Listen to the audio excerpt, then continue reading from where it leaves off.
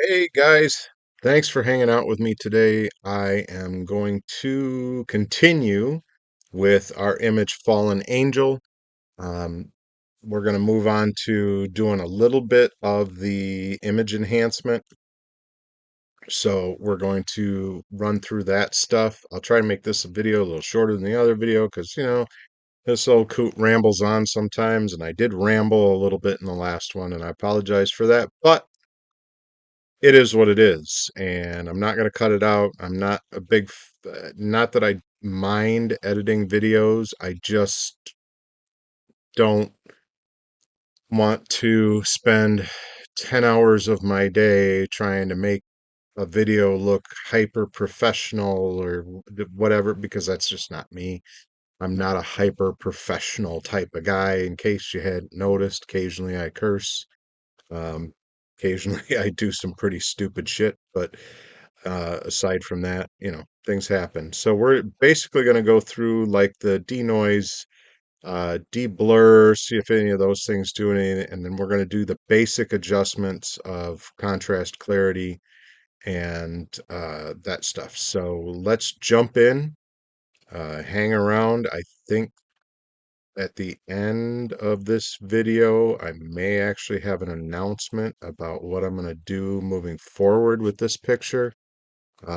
So I'm trying to make up my mind, but let's start with oops, did that too quick. We are over in guided. I try to remember that you guys have not seen everything that I've done.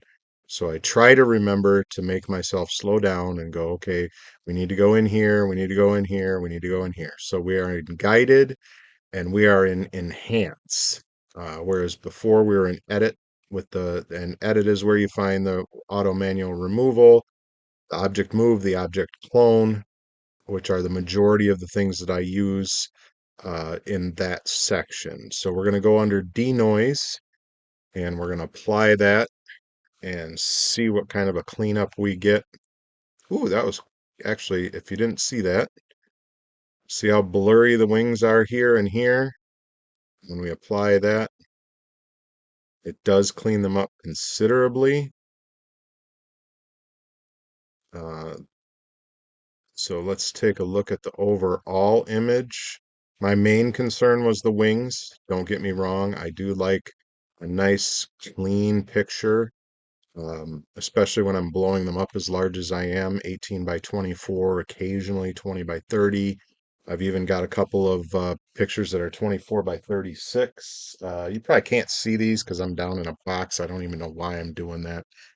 Jeez. Well, it's the background for all my videos. So if you check out one of my other videos, like my weekly videos about the 12-week social media challenge I'm doing right now, you can see that kind of stuff. So I'm happy with the denoise. It looks really good on the wings. That was my main thing. I did do some other things here in the clouds and just kind of generally clean things up a little bit. I'm going to see what the de-blur does. I usually just check this. I mean, I don't think it does a ton for me. I just put it on there. So let's zoom up a little bit and let's see what it did. Uh, some of the areas that it de-blurred, I actually kind of like being a little blurry. Let's try applying it again. I want to look at this here and this here. That looks better to me. That looks better to me. Yeah, I think we're just going to clear that out. Um, we're going to hop out of there, and I don't think I need to undo that because we cleared it. Oh, there's one way to tell, dummy. Look at the picture. No, we didn't do it. That didn't go in there. Auto color, whoops, auto color enhancement. I always look at this to see what they're telling me. AI is telling me, oh, we can make it look like this. That put a lot of blue in there. If you didn't see that, because it happened so quickly, it took some of the warmth out of the picture. It actually cooled the picture, which I don't have a problem with. The fact of the matter is I'm just going to push it further than that, and that's the next video, because I do the color in stages. This is definitely going to be something that I may color strictly the angel by itself. So if you haven't seen how I color with layers, you can check that out. We're not dealing with color right now. We are going to deal with detail, which is where our sharpness is, and we're going to deal with tone, which is where we have exposure, contrast, clarity, uh, dehaze, which I'm actually going to, let's see, we'll go up to about 100, and we'll start with sharpness, because I like a little bit of sharpness. If I go overboard with the sharpness, it will, let's see what it does. If you really sharpen in, these almost look like strings, not like feathers. And some of this stuff is kind of cool being sharper, but uh, the fact of the matter is clouds should be cloudy. They should be puffy. They should not be super defined. Some of these electrical, I guess that for lack of a better term for it, some of the electrical kind of crackles you see in the photos shouldn't be super defined. So I'm just going to, okay, that's where we were. I'm more concerned about the wings, because I know if I don't sharpen the wings too much, nothing else will sharpen or over sharpen. So I think about 20 is all the higher I want to go. I will check the radius, and it's making a very minor difference. Very minor. To be honest with you, I don't know what this does, but that's the beauty of it. I'm looking at my picture. I'm going, does this help? Does this hinder? Um, does it make it look better? Now, zoomed up here, you can kind of see if you look in this area on the lower part of the wings, we get a little more clarity over there. So I will leave that up, and I'm going to mess with the edge mask, which if you look up here on the wing, you'll see that that actually makes the wing blurrier. So we don't need a ton of edge mask, or any at all in this particular case. And we're just going to take a look around and see if it like made anything super stringy or super out there. If it adjusted anything like massively, does not seem to have. So yeah, I'm happy with that. I'm going to go ahead and close that one up and zoom out just a little bit, and we're going to go up to, now if we mess with dehaze, remember dehaze is almost like an exposure. Like you're going to get brighter, darker. It's kind of cool actually. Hmm. That's kind of cool. That's kind of super cool. But not for print on demand. Way too much black for print on demand. If I was strictly looking for a wallpaper, I might be like, damn, that looks cool. Remember, anytime you're on these bars, double click, it'll reset it to 0. If I do anything with this, it would be to darken it a hair, but I think I'm going to leave it at 0. I may come back to it later as I'm colorizing and stuff like that. That's sometimes what I leave out of videos on the podcast before, is like every once in a while I'll be looking at a picture a day or two later, and it's like, you know what? I love the color, but I want it a little brighter, a little darker, maybe. And what I'll do is I'll come back to this with it and I'll try adding a smidge of exposure or a smidge of dehaze to it to see what I want to get out of that. So I'm going to go to clarity. And for this, I want to be zoomed up on these wings because I don't want them to, like we did with the sharpness, I don't want them to get over exaggeratedly stick like, which can happen. I take the clarity the other way, we get a little fuzzier. I don't want it to be too fuzzy. I don't want it to be over the top stick like. So I think maybe about 30 there. I'm going to zoom up even further just to take a look and see if I need to go any higher. If I go all the way up to 100, not really. Might be able to go up a little bit more, maybe around 40. So I don't want them to be super, super, super, super, super defined and clear. Just take a look at the whole image to make sure it didn't like make anything, especially where we did removals. Because sometimes when you're playing with sharpness and clarity, where you did an object removal that looked all right, you can kind of see we've gotten a little bit of the stuff back with the clarity and whatnot, but that's okay because I'm going to take some clouds and move them around and monkey with that stuff towards the end of the photo editing process. But I'm going to come back in here and we're going to play a little bit with contrast.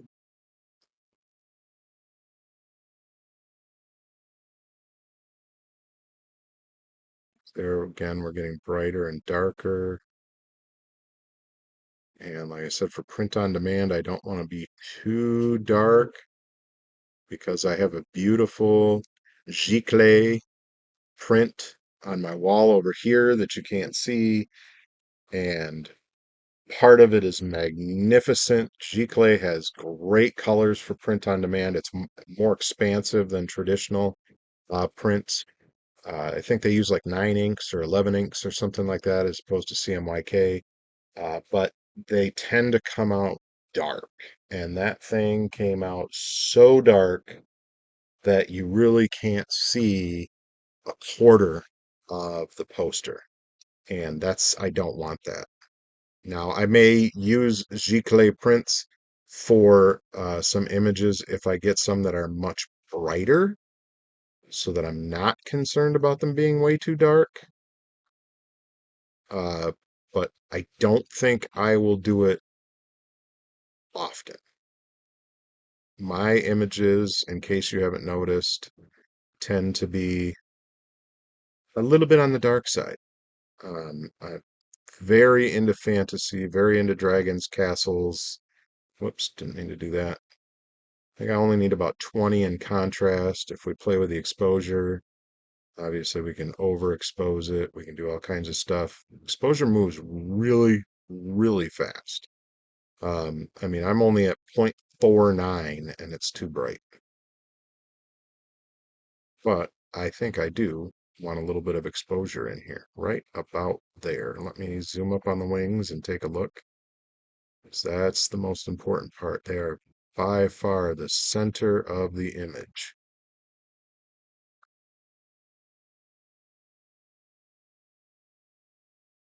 We're not getting a ton of effect there. Switch between a couple different levels here. There's 0.29, 0.39, 0.49.